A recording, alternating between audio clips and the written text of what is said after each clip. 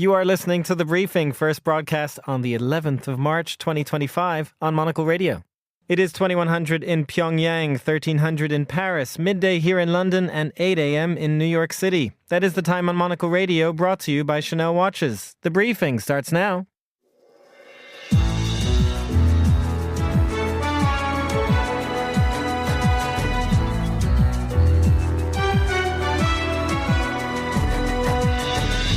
Hello and welcome to The Briefing, broadcasting live from Studio One here at Midori House in London. I'm Chris Cermak. Coming up on today's programme.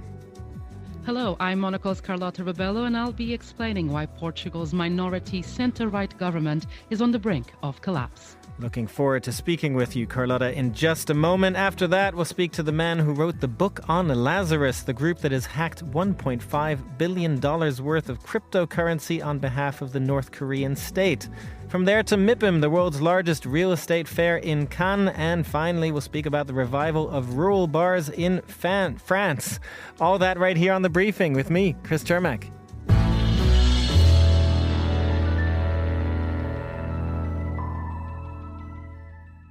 We will start the show in Portugal, where Prime Minister Luís Montenegro faces a no-confidence vote after less than a year at the helm of a minority government. A collapse of the government today could lead to Portugal's third election in 4 years.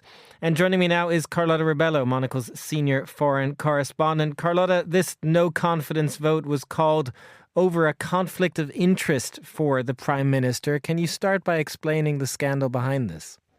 Hi, Chris. Yes, so basically Luís Montenegro is facing this no-confidence vote because of a scandal over involving his family business. Now, when he was back in 2021, before he entered politics, he created a firm called Spinum Viva, and it came up that basically, despite transferring the ownership of it to his wife and sons in 2022 before becoming the member of the party, he's still benefiting from this asset because under Portuguese law, married couples are the common owners of all assets. And under Portuguese law and the constitution, the role of the prime minister is one of exclusivity. So he cannot have both things on at the same time. Now, this triggered some opposition by other party members who asked for explanations. And then it kind of became apparent that obviously, he knew what he was doing. In the beginning of it all, there was still an air of perhaps he was unsure about these rules regarding ownership of assets, but the fact that he transferred the titles very shortly before accepting the post as the head of the Social Democrats shows that actually he had a sense of what that entailed. And, I mean, Luís Montenegro had been leading this minority government until now. Obviously, there is something of a change with these developments in the scandal. But I do have to ask whether you feel this minority experiment was always kind of doomed to fail. It was always a fragile minority government, as any is. And, you know, there was questions because of the strength that the far-right Chega party managed to get in the last elections and just how much opposition this minority government would indeed have. You know, the narrow victory in last year's election came a bit as a surprise, but more surprising than the victory itself was the fact that, you know, it was so narrow. And this is after Portugal had had a socialist government that was seen as stable for over a decade. So, you know, between them, the socialists and the far-right Chega have 128 seats in Portugal's 230-seat parliament. So it shows you that the power of the opposition, if and they decide to come together, which of course seems to be the case here with this no confidence motion that is going to happen later today.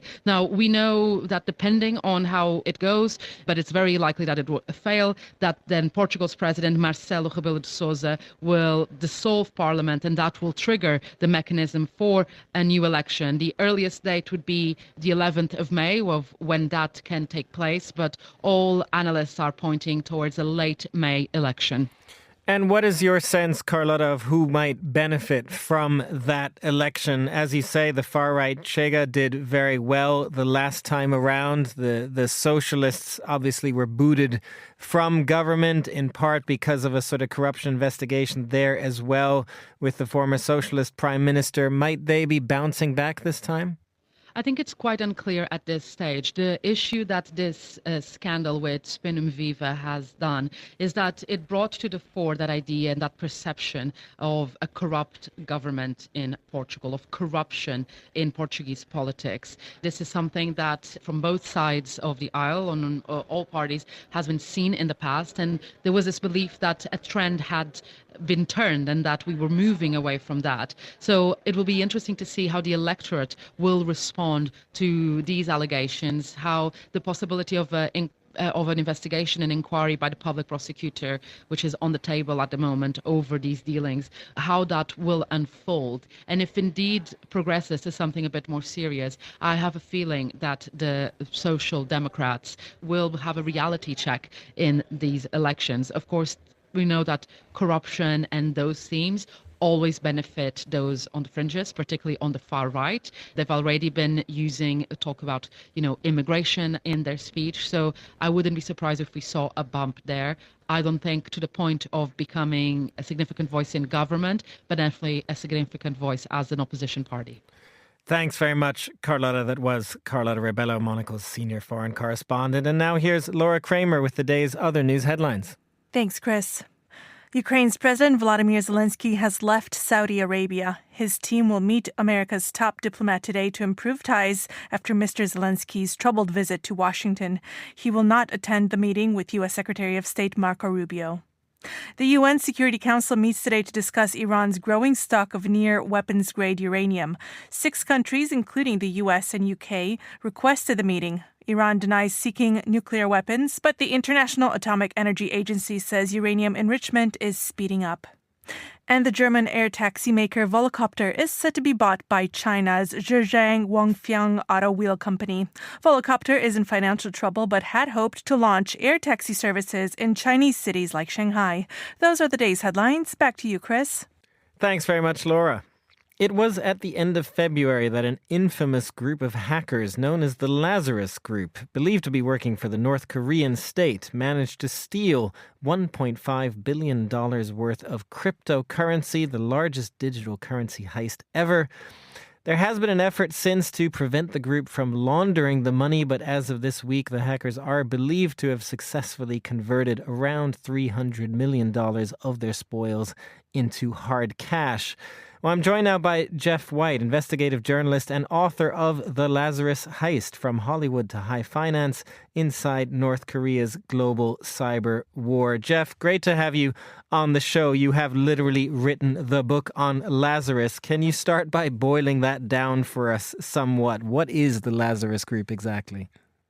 Well, the Lazarus Group is a group of computer hackers. And as you've mentioned in your introduction, they're believed to be working on behalf of the North Korean government. Now, frankly, all governments around the world, anyone's worth their salt, have teams of government hackers. We have them in the UK here, and they break into our adversaries' networks, sometimes our allies' networks, to give us an advantage in the UK.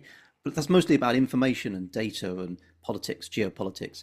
The difference, apparently, with the North Korean hackers is they're not just trying to do that, they're also trying to steal money. As a lot of your listeners will be aware, North Korea is a very impoverished country. It's been subjected to international sanctions, financial sanctions, which cut it off from international markets and trading. So North Korea struggles to work out where to get money. And the accusation is that it's using its government hackers, the so-called Lazarus Group, to steal money, to keep the regime afloat back in North Korea. And this isn't necessarily something new. They've been at this for a while. But this attack from the end of February was of a different nature, wasn't it? It was carried out on a crypto exchange known as Bybit. How did this compare to other attacks by the Lazarus Group? Well, in terms of scale, this is certainly the biggest job to have been attributed to the Lazarus Group. It's not only the largest cryptocurrency heist of all time, it's a serious contender for the biggest single theft of all time. In terms of one hit on one victim, judged by the amount of money stolen at the time, it's hard to find a comparison to 1.5 billion. I mean, the previous biggest one people believed was the raid on the Bank of Baghdad by Qusay Hussein, where I think it was $900 million of currency was transferred out of the bank, allegedly in trucks at that point. So 1.5 billion is a serious contender for the biggest theft of all time. It's an astonishing amount of money. And your listeners might be thinking, well, this is cryptocurrency, is it real money? Yes, it very much is. If you can convert 1.5 billion or even a significant portion of it into pounds, dollars, and so on, that's going to really, really give the criminals, in this case, apparently the government of North Korea, a huge amount of cash at their disposal. Well, but that is the question, isn't it? This struggle to actually convert it into hard cash. Can you explain that for us? What has been happening in the last few weeks? Who would have been in charge, I suppose, of trying to stop the Lazarus Group from converting this digital currency into cash? Yes, so the currency that was stolen from Bybit was largely in the form of a cryptocurrency called Ether. People probably have heard of Bitcoin. Ether is the number 2 behind Bitcoin. It was astonishingly quick transferring out that Ether. I mean, the 1.5 billion really was stolen in a matter of minutes, which may seem jaw-dropping, but if you think about it, when you do a bank transfer, you hit the go button and the money transfers. It's instant. That's the nature of modern sort of digital payment. So transferring out the Ether, the $1.5 billion worth, to another crypto wallet, the wallets are what those cryptocurrencies are stored in, took a matter of minutes. But the problem then for the hackers is you've got this huge stash of cryptocurrency. How do you launder it? How do you actually convert it into sort of usable funds, or at least vanish the traces to the crime? So the first thing they did, their main priority, was to change it from Ether into Bitcoin, which is a very popular cryptocurrency. And the reason for that is because Bitcoin's more popular, it's easier to launder. There are more places you can take it. There are more people accepting it. More people are familiar with how Bitcoin works. So that was stage one. But the big problem for the hackers is that, as anyone who's looked into cryptocurrency knows, these currencies and transactions are all tracked and traced on a publicly available ledger called the blockchain, which is part of what gives cryptocurrency its veracity. You can track these transactions publicly. So for the criminals, it's almost like they've stolen, all the money from the bank, but it's in fluorescent green banknotes that are, trackable by satellite. So what they've now got to do is take that cryptocurrency and gradually move it from wallet to wallet to wallet, trying to stay one step ahead of the people who are tracing it. And the way you do that is simply by transferring it into thousands and thousands of different wallets. It makes it extremely difficult for the tracing organizations and the people who are tracing it to keep a track of where it is. And what you're doing is looking to eke that money out, to disappear a bit here and to vanish a bit there, and to put some of it into a crypto exchange that doesn't answer queries from people like the FBI and so on. So that's the game now, is to try and stay one step ahead of the sort of army of people who are sometimes individuals, just normal members of the public, tracing this money down and trying to freeze it. And Jeff, so that's some of the detail of the technology and this chase that is going on. But if this money does get back to North Korea, and as I mentioned at the outset, we understand at this point that maybe around $300 million may have gotten back. What is North Korea doing with this money? How much do they rely on it? How much are they directly involved in what Lazarus is doing? Well, the Lazarus Group are believed to work directly for the North Korean government. So it's not like this is a group of freelance hackers who are contracted occasionally to do work. The North Korean government controls all of this, and therefore, that accusation is true, control all of what happens with the money. North Korea is a very, very militarized society. Part of the reason it's under those financial sanctions, a large part of it, is that it keeps launching missiles and testing nuclear weapons. That all costs money. And so North Korea is constantly trying to find the cash to support all of that activity. The US government believes that up to half of North Korea's missile technology campaign is supported now by computer hacks. The North Koreans have made something in the order of, well, it's upwards of 3 billion. It could be up to $6 or $7 billion worth of money out of hacking into crypto companies like Bybit, etc. Now, one thing that I misapprehended when I first started investigating this was the idea that all the money sort of ends up back in North Korea. That's not necessarily really true. I mean, there's not a lot to buy in North Korea. The shops are not full of goods to buy. And if you want to buy missile parts or nuclear weapons technology, it doesn't exist in North Korea. So as North Korea manages to launder this money, if indeed it is them behind it, what they will be doing is trying to keep that money mobile and liquid and global. So if, for example, you've got, I don't know, ball bearings in Argentina that you want to buy for your missiles, you can move this crypto over to Argentina, use it to pay off the person who's helping you there. If you want to buy nuclear weapons secrets from someone in Frankfurt, you can move this money across and pay them off there. So this money effectively in the end, if it's laundered properly, becomes a sort of global liquid slush fund that the North Koreans can move around the planet to kind of buy in the technology and the products that they want to get hold of. And just finally, Jeff, we just have maybe a minute on this, but in terms of the international community's response, you did mention there that Bitcoin was supposed to be this transparent thing that therefore could not be hacked, money could not be stolen, or at least it could be traced. How is the international community, how are investigators going to respond to prevent these kinds of hacks in the future? Well, it's worth saying that, yes, all cryptocurrency arguably is traceable, or at least vast majority of it. But tracing is only one part of the problem, isn't it? You've then got to freeze it and recover it. If somebody steals my television and runs off down the street with it, I can trace exactly where they go, but that doesn't get my television back. And so the job now is tracing this money, but then freezing it and recovering it. And so for the launderers, what they're doing is taking it to cryptocurrency exchanges that are black market or sometimes grey market exchanges that don't really care where the money comes from, that operate on the internet in sort of shadowy regions of the internet, and are fully prepared to take some of this criminal money and swap it into pounds, dollars, euros, and so on. So for the tracers, the challenge is keeping up with the movement of the money as it's rapidly transferred through these different sort of crypto wallets and so on. But then even when they find where it goes, who do I contact at that entity, at that crypto exchange, at that company? Who's on the phone so I can say, look, stop that money now and give it back to me? So that's the big challenge. And that's taking place not just in terms of one chunk of the 1.5 billion. It's been divided up into thousands and thousands of individual chunks of money. So the challenge now is how much stamina, how much patience have the chasers and the tracers got? Still quite the opaque scene that is digital currency. Jeff White, author of The Lazarus Heist, thank you very much for joining us. You're listening to The Briefing on Monocle Radio.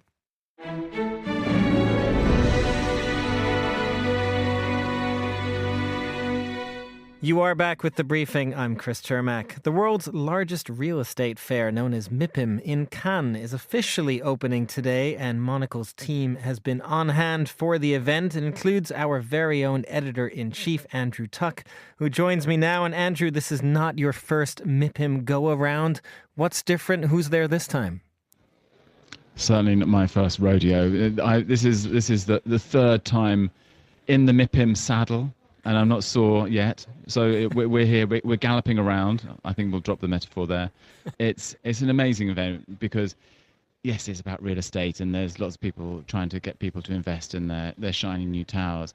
But actually, it's a snapshot of where's developing in the world, where our ambition sits, where obviously needs some help. New nations here for the first time. Yeah, it's just a really good way of reading how the world is working via the world of property. And the UK has been one of those that is present as well. To look at coming back to London, where we're talking to you from. You interviewed Mayor Sadiq Khan yesterday. How did that go? Well, it's funny. I'll be honest with you that we've met just about every mayor in the world, I think, over the last decade of making the Urbanist and some 17-odd years of running Monocle magazine. We had never met Sadiq Khan, but we pinned him down here at Mipim, so even that was worthwhile. And he's a good person to interview because he's pretty straightforward.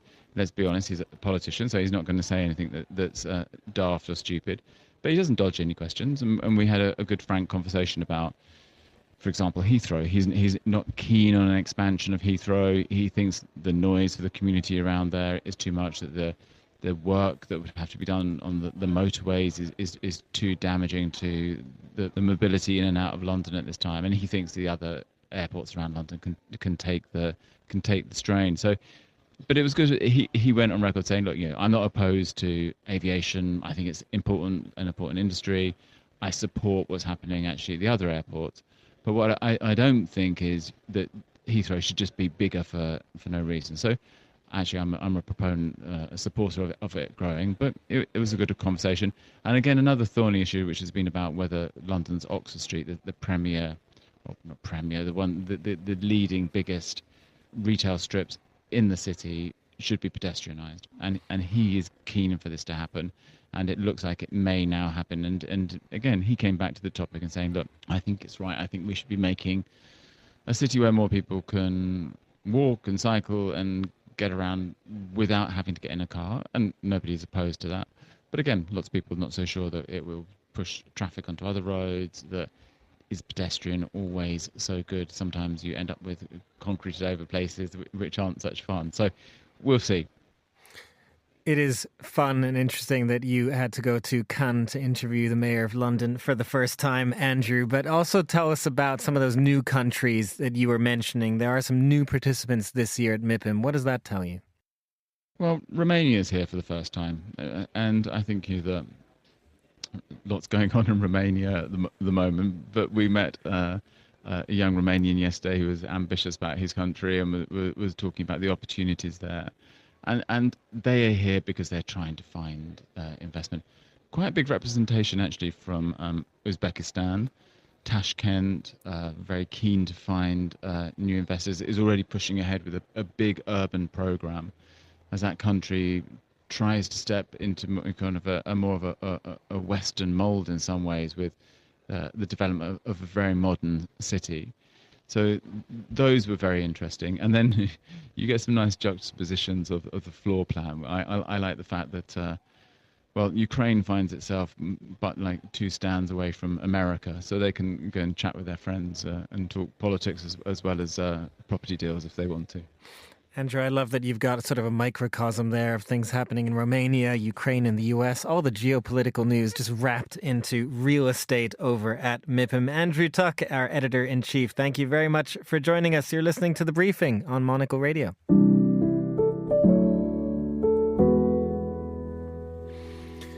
This is The Briefing, and stock markets around the world have been on a wild ride in recent days, thanks to the on-again, off-again tariff announcements of the Trump administration. The market woes were compounded yesterday by Donald Trump refusing to rule out the U.S. entering into a possible recession. And here to pick up the pieces for us is Bloomberg's Ewan Potts. Ewan, thanks so much for coming onto the show as ever. And on a strange day, yesterday saw quite the sell-off. What's been happening so far today? Hello, Chris. Well, it's pretty calm today, but it has been a roller coaster over the past few weeks on the markets, culminating yesterday in that almighty sell-off that you mentioned. The tech-heavy Nasdaq posting its worst day since 2022, wiping out more than $1 trillion in value. The Magnificent Seven, those shares we always talk about going up and up and up, well, they fell by 5.5%. The S&P 500 is now down 9% from its peak. The Nasdaq is down 12%, and the Mag 7 are down 20% from their peak back in December. Interesting chart on the Bloomberg today, looking at the breadth of the sell-off, and it actually looks more like a dot-com sell-off than some of the more recent sell-offs we've seen. And actually fewer than 350 of the S&P 500 closed lower yesterday. So only 2/3 of the market were down. And the sell-off really concentrated in those big tech names. The Mag 7, which admittedly account for a big part of the market, those 7 stocks made up more than half of the losses on the exchanges yesterday. It is also very different from the post-election euphoria when stocks were only heading higher. And all the market commentators at the beginning of this year, all the experts paid much more than I am, told us that US stocks were the place to be and the outperformance would only continue during 2025. Well, they proved totally wrong so far. And in fact, it's been Europe and China which are higher year to date, while the US market has been selling off. Very interesting. And I mean, Ewan, this started with this, interview from Donald Trump refusing to rule out a recession. But perhaps you can tell us a little more about why this is affecting tech stocks in particular. If this was about a global recession or a US recession, why are tech stocks the one that are really bearing the brunt of it? Yeah, well, some of the catalysts for all this started back in December when the Fed said it was slowing the pace of interest rate cuts, and that affects everybody, of course. And in January, there was that buzz around the Chinese chatbot startup DeepSeek, and that raised questions about the dominance of America's lead in artificial intelligence. And I think that's still lingering in the back of the market's minds. There's still a concern that China is actually doing better than this than we've been sort of paying attention to, and they are sneaking up on American dominance and doing it, of course, as China always do, much more cheaply.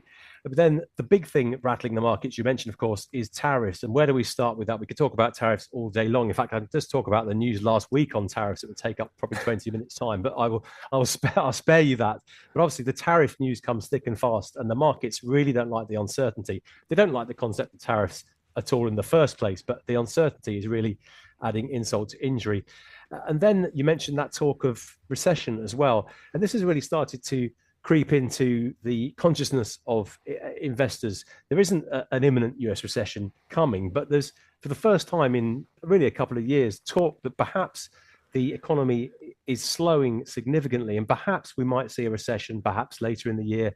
It's probably not the best case, not the most likely case at the moment, but there's a chance of it. And of course, that always spooks investors. So it's a whole confluence of things really which have come together with this big sell-off yesterday. And just finally, Ewan, I do wonder if this is a bit of a chicken or egg situation and question, but Donald Trump will be watching the markets. He famously, wants the markets to go up. There's almost an incentive for a sell-off in order to prompt an about-face from Donald Trump, isn't there? I mean, how are markets trying to deal with that? Yeah, well, absolutely. Of course, investors cast their minds back to the first Trump presidency when he said himself that he watched the stock market very closely, and it was seen as he saw it as a kind of real-time kind of indicator of how he was doing. But this time, he's really much more resolute to go through with his policy plans, come what may. Investors had expected when he got elected that there would be what you would call a Trump put. So if the market fell too much, then the president would reverse course and it would all be okay. But investors, I think, have steadily realized over the last few weeks that is not looking very likely. In fact, Scott Bessent, the Treasury Secretary, was asked about the Trump put, and he was quite blunt in saying that no, that does not exist. And the president is going to pursue his trade policy and whatever else he wants to do, regardless of what the markets are doing. So that Trump put, which would step in and save investors when stocks fall, it just doesn't look like it exists now. So that is another thing which is troubling investors. And yet at the same time, tariffs have been suspended, might come in again in a month or so, but that's a story for another time. Bloomberg's Ewan Potts, thank you very much for joining us. This is The Briefing.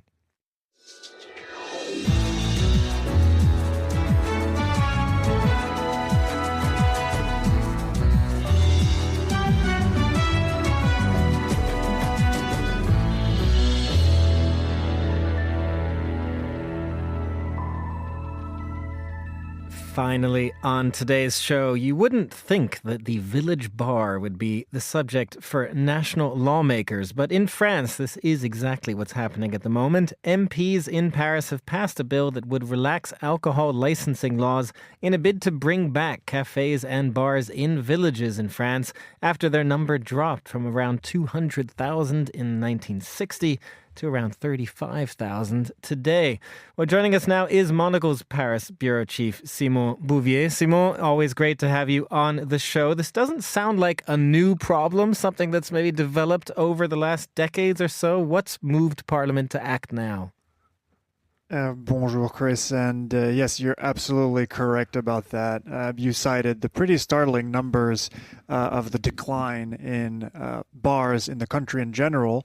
But the broader context is that today, over 60% of French municipalities, much of them being smaller, of course, are no longer a home to what the French call a commerce de proximité, meaning a small local retail business like a bakery, a grocer, or a butcher shop, but also a cafe or a bar, right, where the local community can gather to mingle, and the bars have been a focal point of the government since 2019. This bill that just passed Parliament quasi-unanimously with support from all different groups is essentially a bid to make permanent a temporary, mechanism that they experimented with starting in 2019 that, as you said, relaxed these liquor license laws.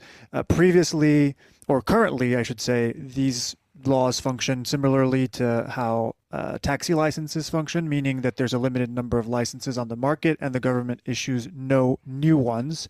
And so if you want one, you have to buy one off somebody who already has one.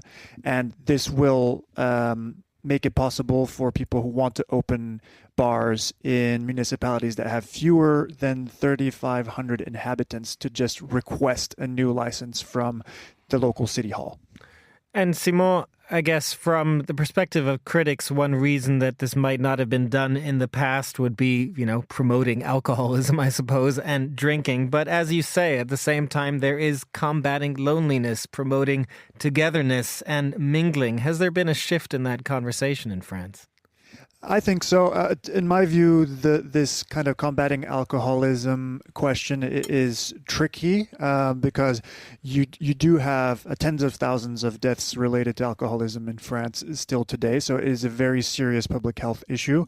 But most of alcohol consumption happens at home, and particularly in rural areas where life and I guess purchases of alcohol revolve around these large retails, these hypermarchés where people are able to buy at lower costs. So I think linking this particular initiative to rise in alcohol consumption is a bit of a red herring to my mind. But the social aspect, on the other hand, is very crucial because the isolation in these rural areas is a bigger and bigger problem. But, and this is a big but, a lot of critics also say that the liquor licenses are not necessarily the problem. There are some areas where these liquor licenses are available, but the economics of opening a bar in a small municipality are just very, very tough because there aren't that many customers. The fixed costs of opening such a business are relatively high, and the demands on the would-be owners are very high as well. Long hours, thin margins. So it's just a challenging situation that the government is trying to help out with, but it is also linked to demographics and a change in lifestyle. It's not just a question of liquor licenses. Just finally, Simon, any maybe favorites from you, rural communities around your area outside of Paris that you go to that maybe you wish would get a bar? Well, I'm quite lucky because the rural area where my family have always gone to used to be kind of the middle of nowhere in the Perche. But it has become increasingly popular, especially since the pandemic, for Parisians, since it is only a 2-hour drive away from Paris. Now, especially during the summer season, there are an abundance of new cafes and tea rooms and small businesses that are owned both by locals and by people who decided to start businesses in the area because they noticed that there was a shift and more people going to these areas and more business opportunities. So fortunately for me, I am not from one of these areas, or I don't go to the countryside in one of these areas where this is a problem. But I hope that this law, which still needs to be confirmed by the Senate, by the way, they're hoping that this will happen by the summer, so it's not a done deal yet. Will fix this problem in some municipalities where loneliness has been an increasing problem. Well, nice that in your community, at least, there has been a revival. We hope that continues in other parts of France as well. Monocle's Simon Bouvier joining us from the Paris studio. And that's all we have time for on this edition of The Briefing. It was produced by Hassan Anderson. Our researcher was Francesca Jilks. And our studio manager was Lily Austin. The Briefing is back tomorrow at the same time. I'm Chris Cermak. Goodbye, and thanks for listening.